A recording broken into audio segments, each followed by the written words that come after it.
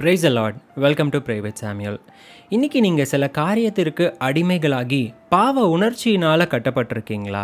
நான் எவ்வளோ ட்ரை பண்ணுறேன் இந்த காரியத்திலேருந்து வெளியே வரணும்னு சொல்லி, ஆனால் அந்த சூழ்நிலை ஏற்படும் பொழுது என்னையும் மீறி நான் அந்த பாவத்தில் விழுந்துடுறேன். இருந்தாலும் அதில் எனக்கு கொஞ்சம் கூட உடன்பாடே கிடையாது. எப்படியாவது நான் அந்த பாவத்திலேருந்து வெளியே வரணும்னு துடித்து கொண்டு இருக்கிறேன்.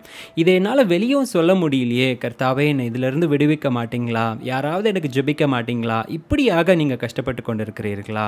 1 யோவான் 1:9 நாம் வாசிக்கிறோம். நம்முடைய பாவங்களை நாம் அறிக்கையிட்டால் பாவங்களை நமக்கு மன்னித்து எல்லா அநியாயத்தையும் நீக்கி நம்மை சுத்திகரிப்பதற்கு அவர் உண்மையும் நீதியும் உள்ளவராய் இருக்கிறார்.